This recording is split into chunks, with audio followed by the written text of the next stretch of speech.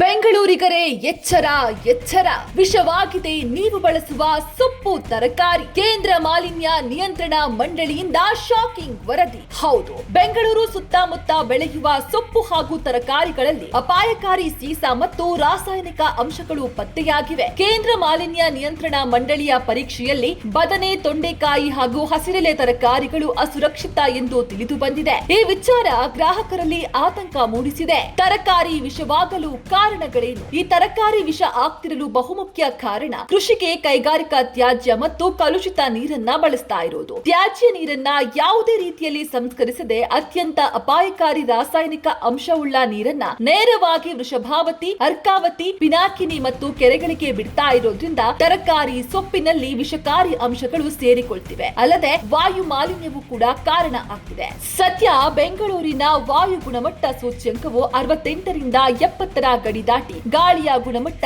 ದಿನದಿಂದ ದಿನಕ್ಕೆ ಕ್ಷೀಣಿಸ್ತಾ ಇದೆ. ಇದರ ಪರಿಣಾಮದಿಂದಲೂ ಬೆಂಗಳೂರು ಹಾಗೂ ಸುತ್ತಮುತ್ತಲ ಪ್ರದೇಶಗಳಲ್ಲಿ ಬೆಳೆಯುವ ಸೊಪ್ಪು ತರಕಾರಿಗಳಲ್ಲಿ ಸೀಸದ ಅಂಶ ಹೆಚ್ಚಾಗ್ತಿದೆ. ಆರ್ಗ್ಯಾನಿಕ್ ಹೆಸರಿಗೆ ಮಾತ್ರ, ಆ ತರಕಾರಿಗಳು ಕೂಡ ಸುರಕ್ಷಿತವಲ್ಲ. ಕೇಂದ್ರ ಮಾಲಿನ್ಯ ನಿಯಂತ್ರಣ ಮಂಡಳಿಯ ಪ್ರಯೋಗಾಲಯದ ವರದಿಯ ಪ್ರಕಾರ 2024ರಿಂದ 2026ರ ಅವಧಿಯಲ್ಲಿ ಸಂಗ್ರಹಿಸಲಾದ 1323 ತರಕಾರಿಯ ಮಾದರಿಗಳಲ್ಲಿ 29 ಮಾದರಿಗಳು ಸಂಪೂರ್ಣ ಅಸುರಕ್ಷಿತ ಅಂತ ಕಂಡು ಬಂದಿದೆ. ವಿಶೇಷವಾಗಿ ಬದನೆಕಾಯಿ, ತೊಂಡೆಕಾಯಿ ಮತ್ತು ಹಸಿರೆಲೆ ಸೊಪ್ಪುಗಳಲ್ಲಿ ಸೀಸದ ಪ್ರಮಾಣ ವಿಪರೀತ ಆಗಿದೆ. ಕೆಲವು ಕಡೆ ಆರ್ಗ್ಯಾನಿಕ್ ಹೆಸರಿನಲ್ಲಿ ಮಾರಾಟವಾಗುವ ತರಕಾರಿಗಳಲ್ಲೂ ಕೂಡ ಈ ಅಪಾಯಕಾರಿ ರಾಸಾಯನಿಕಗಳು ಪತ್ತೆಯಾಗಿರುವುದು ಗ್ರಾಹಕರನ್ನ ಆತಂಕಕ್ಕೆ ತಳ್ಳಿದೆ. ಒಟ್ಟಾರೆಯಾಗಿ ನಿರಂತರವಾಗಿ ಹೆಚ್ಚುತ್ತಾ ಇರುವ ಮಾಲಿನ್ಯವು ಈಗ ಬೆಂಗಳೂರಿಗರ ದಿನನಿತ್ಯದ ಆಹಾರದ ತಟ್ಟೆಯನ್ನು ಕೂಡ ಕಲುಷಿತ ಮಾಡ್ತಾ ಇದೆ. ಸೌಜನ್ಯ, ವಿಜಯ ಟೈಮ್ಸ್, ಬೆಂಗಳೂರು.